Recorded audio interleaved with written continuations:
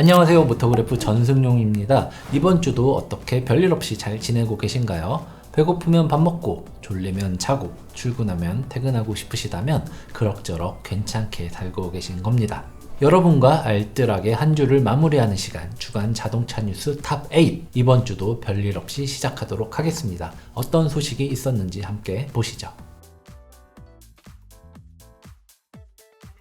첫 번째는 여러분들이 가장 기다리셨던 신차 소식입니다. 지난주에는 무려 5종의 신차가 쏟아졌는데요. 시간순으로 캐딜락 XT6, 기아차 신형 소렌토, 렉서스 RX450HL, 현대차 신형 아반떼, 아우디 A7, 5 TFSI 등 이렇게 5모델입니다.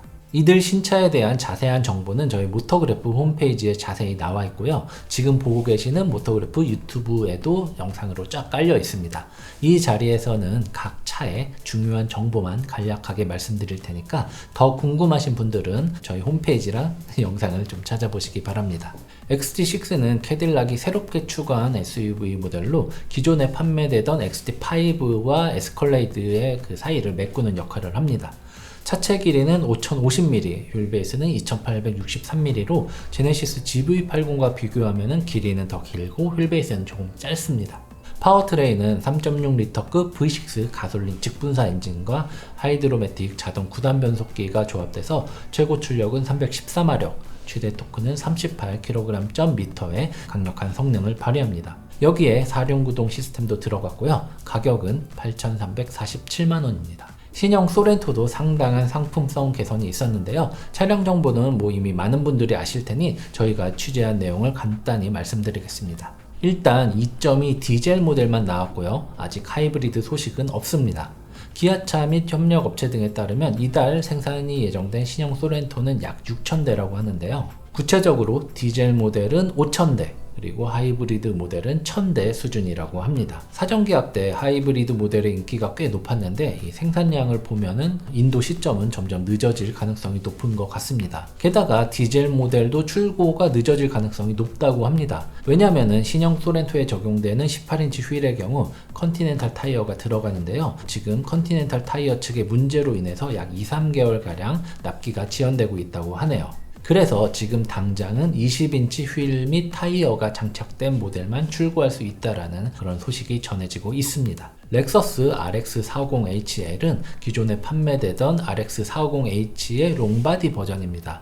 휠베이스를 늘린 게 아니라 차체 길이만 110mm 키워서 3열 6인승 구조로 만든 것인데요. 파워트레인은 3.5L급 V6 가솔린 엔진과 하이브리드 시스템이 이렇게 들어있고 여기에 CVT 무단 변속기가 조합됐습니다. 시스템 출력은 313마력, 최대 토크는 34.2kgm입니다. 복합 연비는 리터당 12.3km고요. 4륜구동 시스템은 독립적으로 구동되는 후륜 모터를 통해서 이루어집니다.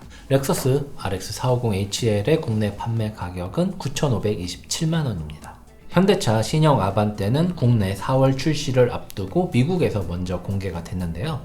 삼각형 디자인을 예술로 승화시킨 멋진 외관 디자인과 운전자에 집중된 독립된 첨단 공간 구성이 매우 매력적입니다. 국내의 경우 MPI 엔진과 CVT가 결합된 1.6 스마트 스트림 엔진 모델과 1.6 LPI 모델이 먼저 나옵니다. 기대를 모으고 있는 N라인과 하이브리드 모델은 5월 말에서 6월 초에 나올 것으로 보이는데요. 제 뇌피셜로는 아마 부산모터쇼에서 나오는 게 유력하지 않을까 예상이 됩니다. 고성능 M모델은 내년 정도에 나올 것으로 예상이 되는데요. 이들 세 모델의 성능 및 연비 수치는 K3 GT나 아이오닉 하이브리드 그리고 벨로스터 N 등과 비교하면 얼추 비슷할 겁니다. 아우디 신형 A7도 나왔습니다. A7 예쁜 건 알만한 사람 다 아는 사실이죠. 여기에 2세대로 풀체인지 되면서 더 멋지게 만들어진 신차가 드디어 국내에도 출시가 됐네요. 외관에는 HD 매트릭스 LED 헤드라이트가 적용됐는데요. 레이저 라이트 및 다이나믹 턴 시그널이 포함이 됐습니다. 여기에 S라인 익스테리어 패키지가 기본으로 들어갔고요. 실내 역시 아우디의 새로운 인테리어 디자인 컨셉트를 바탕으로 세련되면서도 럭셔리하게 만들었습니다. 국내에는 55 TFSI 가솔린 모델이 먼저 나왔는데요. 이 파워트레인은 3.0L급 V6 가솔린 직분사 터보 엔진과 7단 에스트로닉 변속기가 탑재됐습니다. 최고 출력은 340마력이고요. 최대 토크도 51.0kg/m에 달합니다. 불과 5.3초 만에 정지 상태에서 시속 100km에 도달한다고 하니까 굉장한 가속 능력이 아닐까 싶네요. 연비는 복합 리터당 9.5km입니다. 국내 판매 가격은 9,550만 원이고요. 첫 번째 소식이 너무 길었죠. 두 번째 소식은 오토바이 소식입니다.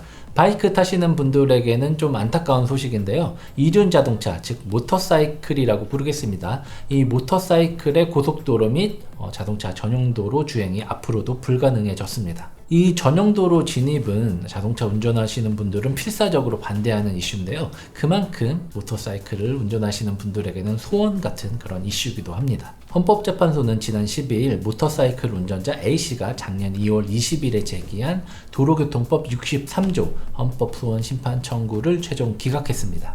헌법재판소의 이런 결정은 2007년 첫 심판 청구에 이어서 벌써 6번째라고 하네요. A씨는 모터사이클의 고속도로 또는 자동차 전용도로 통행 금지 조항이 행복 추구권과 평등권을 침해한다고 주장했습니다. 그러나 재판부는 기존 판결과 상황이 달라진 게 없다면서 기존 판례와 마찬가지로 기각을 했네요. 헌법재판소는 판결문을 통해 이륜차의 구조적 특성에서 비롯되는 사고 발생 위험성과 중대성에 비춰볼 때 이를 금지할 필요성이 크므로 입법 정당성과 수단의 적합성이 인정된다라고 밝혔습니다. 매우 어려운 말인데 한마디로 모터사이클 사고 나면 위험하다는 겁니다. 이어서 이륜차의 성능, 배기량과 출력이겠죠. 이 성능이 사륜 자동차에 뒤지지 않는 경우에도 그 중대성이 완화된다고 볼 수는 없으므로 이를 부당하다고 보기 어렵다고 말했습니다. 이것도 한마디로 정리하자면은 이륜차 성능이 일반 자동차만큼 좋더라도 사고 나면은 위험한 건 마찬가지다. 똑같다라는 말입니다. 다만 현재는 약간의 여지를 남기기도 했는데요. 260cc를 초과하는 대형 오토바이는 사륜 자동차와 동등한 주행 성능을 지니고 있다면서 이륜차의 통행을 위한 관련 제도 확대 노력을 통해 이륜 자동차 운전 행태에 대한 인식이 개선되면 일정 배기량 이상의 이륜차에 대한 고속도로 통행을 허용해야 한다는 보충 의견을 내기도 했습니다. 세 번째는 다차로 하이패스가 확대된다는 반가운 소식입니다. 다차로 하이패스는 하이패스 구분 시설을 제거해서 운전자가 사고 위험 없이 더 빠른 속도로 톨게이트를 통과할 수 있게 업그레이드된 하이패스 시스템입니다. 기존에 운영되고 있던 하이패스는 차로폭이 좀 좁습니다. 그래서 제한 속도를 시속 30km로 이렇게 낮게 설정을 했죠. 너무 좁다 보니까 이제 통과할 때마다 조마조마 불안불안하기도 하고요.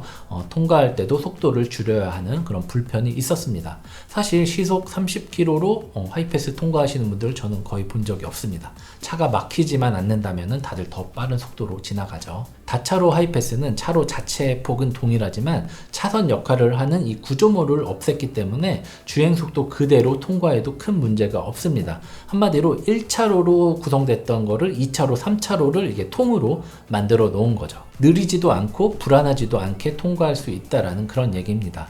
저도 인천공항을 갈 때 다차로 하이패스를 지나가곤 하는데 엄청 편합니다. 실제로 올해부터 운영을 시작한 서울 영업소 등에서 다차로 하이패스 이용객 500명을 대상으로 설문조사를 했는데요. 그 결과 종합 만족도는 5점 만점에 4.1점으로 단차로 하이패스의 3.18점보다 훨씬 더 높게 나타났습니다. 이에 국토부는 내년까지 총 60개소 영업소에 다차로 하이패스를 확대 설치할 예정이라고 합니다. 우선 사업 효과가 크고 교통량이 많은 동서울, 시흥 등 13개 본선형 영업소에 우선적으로 다차로 하이패스를 구축하고 구조 변경이 필요한 4개의 본선형 영업소와 교통량이 많은 28개 나들목형 영업소에는 내년 중으로 이런 다차로 하이패스를 설치할 계획이라고 합니다. 제한 속도는 경찰청과 협의에 따라서 그냥 쭉 지나가도 되는 본선형 영업소에서는 시속 80km, 그리고 길이 복잡해지는 나들목 영업소에서는 시속 50km로 설정할 계획이라고 합니다.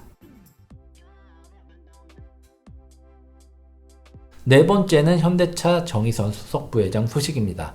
현대차 그룹의 정의선 체제가 점점 완성되고 있는 모습입니다. 현대차는 지난 19일 제52기 정기주주총회를 개최하고 정의선 수석 부회장을 이사회 의장으로 선임했습니다. 당초 업계에서는 정의선 수석 부회장이 아니라 다른 인물이 이사회 의장직을 맡을 가능성이 높다고 분석을 했는데요.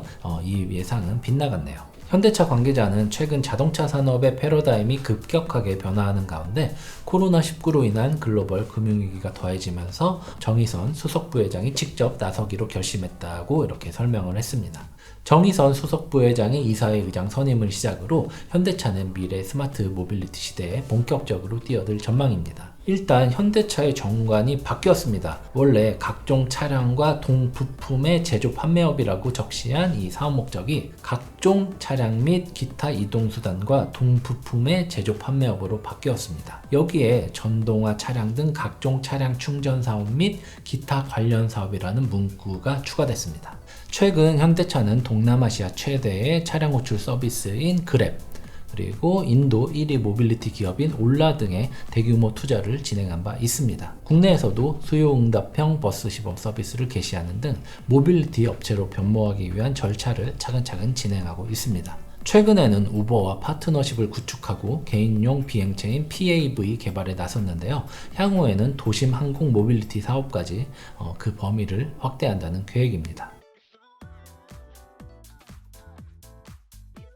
다섯 번째는 노후 경유차 대책 소식입니다. 서울시가 2020년 저공해 사업 지원 예산을 작년보다 300억 원 늘린 2,346억 원으로 책정했습니다.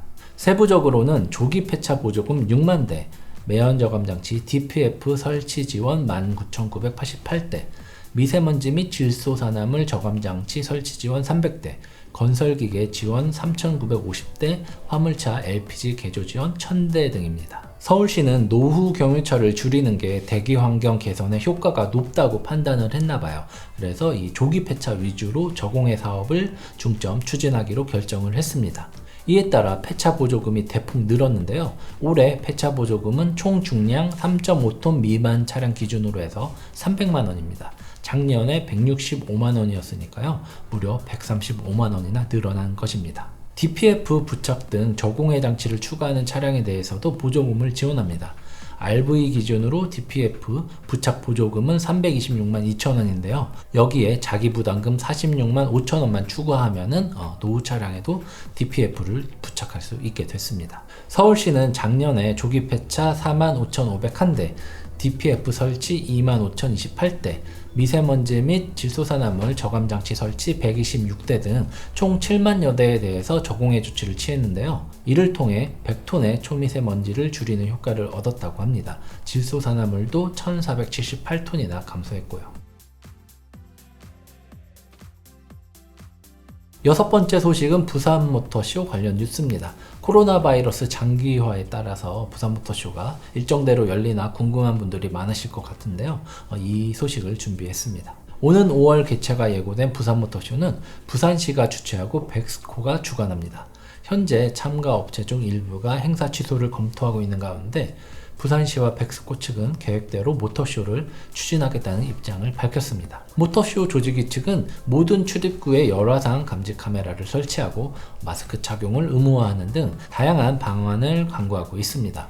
여기에 참가자 및 방문객 출입 기록을 전산화해서 만약의 사태에 대비한 감염자 역학조사 및 동선 추적에도 대비하겠다고 밝혔습니다. 부산시 관계자는 모터쇼 개최를 앞두고 여론이 좋지 않다는 것을 잘 알고 있지만 지역사회의 경기 침체 국면도 무시할 수 없는 상황이라면서 이후 스케줄을 담보할 수 없기 때문에 행사를 연기하는 것은 취소와 다름없다라고 하면서 일정대로 진행한다고 설명했습니다. 그러나 부산모터쇼가 정상 개최될지 여부는 조금 더 지켜봐야 될 것 같습니다. 생각보다 쉽지 않은 상황이거든요. 현재 정부는 사회적 거리두기 캠페인을 전개하고 있으며 방역 당국도 별도의 가이드라인을 통해서 대규모 군집 행사 개최를 자제하라고 권고하고 있기 때문이죠. 국내뿐만이 아닙니다. 코로나 사태로 인해서 글로벌 모터쇼도 꽤 큰 영향을 받고 있는데요. 당초 3월 개막이 예고됐던 제네바 모터쇼는 스위스 연방의회 결정에 따라 개최 바로 직전에 취소가 됐습니다. 4월에 열릴 예정이었던 베이징 모터쇼도 무기한 연장됐고요. 뉴욕 오토쇼 같은 경우는 8월로 연기됐습니다. 프랑스 등 유럽 국가들이 일제히 비상사태를 선포하면서 10월로 예정됐던 파리 모터쇼도 어떻게 될지 모르는 그런 상황인 거죠. 7번째는 폭스바겐과 BMW의 전기차 소식입니다. 대중 브랜드의 선두주자인 폭스바겐과 프리미엄 브랜드의 선두주자인 BMW가 전기차 대중화 시대를 앞당기려고 엄청난 노력을 하고 있습니다. 폭스바겐은 지난 17일 독일에서 온라인 생중계를 통해 2020 미디어 컨퍼런스를 개최했는데요.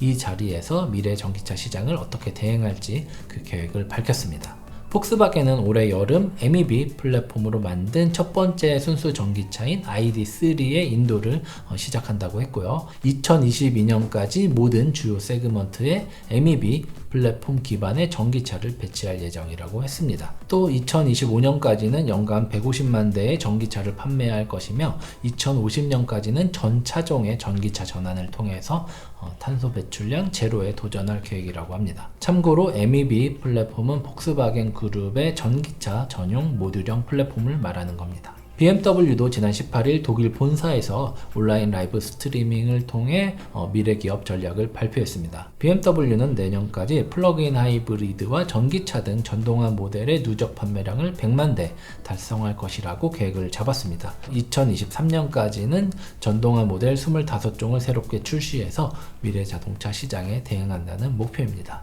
이를 위해서 2025년까지 미래 모빌리티 연구 개발에 300억 유로, 우리 돈으로 약 42조 2천억 정도 되는데요.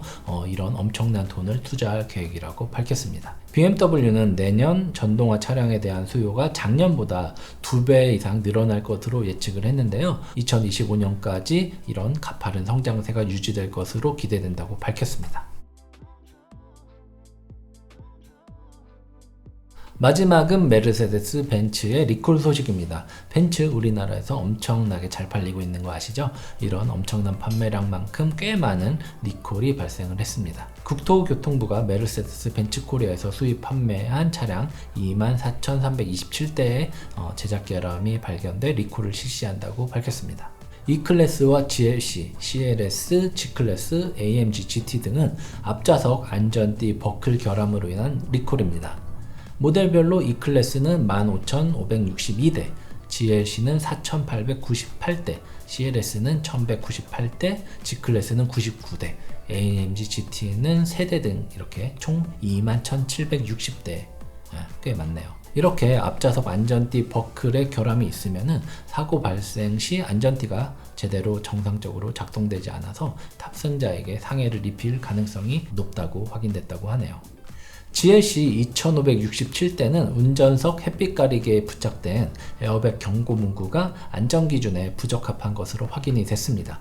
국토부는 에어백 경고 문구 안전기준 위반 사항에 대해서 시정률 등을 고려해서 과징금을 부과할 계획이라고 밝혔습니다. 이들 리콜 대상 차량은 지난 12일부터 메르세데스 벤츠 공식 서비스 센터에서 리콜이 진행되고 있습니다. 주변에 해당 차량 소유주가 있다면 꼭 알려주시기 바랍니다. 지금까지 한 주간에 있었던 주요 자동차 소식들을 전해드렸는데요. 다음 주에도 새로운 소식을 들고 찾아뵙도록 하겠습니다.